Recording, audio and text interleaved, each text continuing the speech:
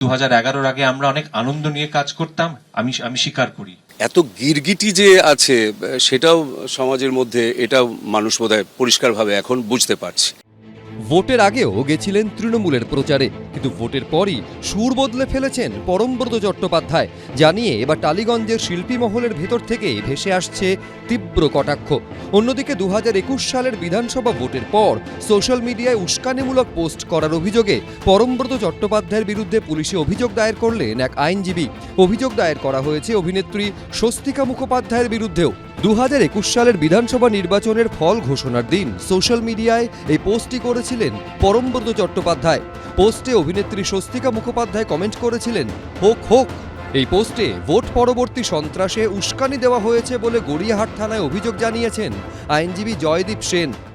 পরমব্রত যে টুইটটা করেছিল 2021-এর 2 মে বিকেল 4টে নাগাদ, সেই সময় অলরেডি পোস্টপোল ভায়োলেন্স শুরু হয়ে গেছে এবং উনি যে টুইটটা করেন আজ বিশ্ব রগরানি দিবস ঘোষণা করা হোক, that is a clear and conscious instigation and abetment to large scale violence.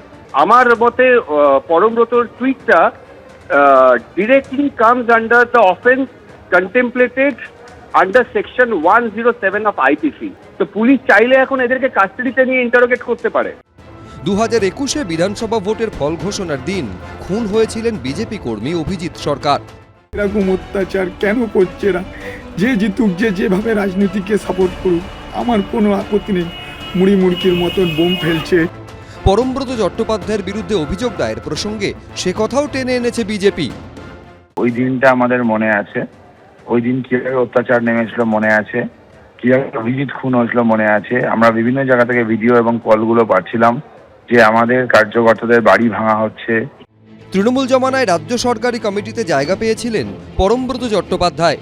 বিধানসভা ভোটের আগে কৃষ্ণনগর দক্ষিণে তৃণমূল প্রার্থীর জনসভায় দেখা গেছিল তাকে, কিন্তু ভোটের ফল বেরোতেই তার সুর বদলেছে। বুধবার টেকনিশিয়ান স্টুডিওয়ে সদ্য নির্বাচিত বিজেপি বিধায়ক এবং অভিনেতা রুদ্রনীল ঘোষের পাশে বসে তৃণমূলকে নিশানা করেন তিনি। প্রত্যেকেই আমাদের রোজগার করতে হয়, আমাদের প্রত্যেকেই কম্প্রোমাইজ করতে হয় কিছু না কিছু, কোনো না কোনো স্টেজে আমাকেও করতে হয়।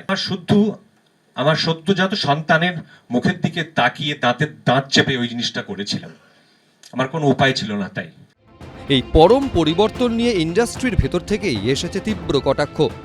তৃণমূল আমলে এখন যেটা দেখলাম যে এত মানুষ, অসাধু মানুষ রাজনীতির সঙ্গে জড়িয়ে পড়েছেন, এটা আমাদের তখনকার অভিজ্ঞতায় ছিল না। আবার এই বিজেপি আসার পর দেখতে পাচ্ছি যে মানে এত গিরগিটি যে আছে সেটাও সমাজের মধ্যে, এটাও মানুষ বোধহয় পরিষ্কারভাবে এখন বুঝতে পারছে। যত এরকম কম্প্রোমাইজ করব, ঠিক ইলেকশনের আগে আমি যে দলের হয়ে প্রচার করেছি আর তারপরেই আবার বলবো যে না, ওটা আমার ভুল হয়েছে, এটাকে এই দ্বিচারিতা মানুষ ভালো চোখে দেখে না। পরমব্রত নিজের যেটা বুদ্ধিমান ছেলে, যেটা ওর বুদ্ধিতে যেটা ঠিক মনে হয়েছে সেটা করেছে। আমরা বোকা মানুষ, বোকা অবস্থানেই থাকতে চাই। পরমব্রত সুর বদল নিয়ে সরব বিজেপিও। 2021-এ যখন ওই সোশ্যাল মিডিয়ায় লিখেছিলেন, ফেসবুকে লিখেছিলেন যে আজ বিশ্ব রগরানি দিবস, ওই রগরানি তখন কি হয়েছিল জানেন? ততক্ষণে অভিজিৎ সরকারকে মেরে ফেলা হয়েছে, এই রগরানি চলছিল। তখন আপনার ছেলে হয়েছিল কিনা আমার জানা নেই।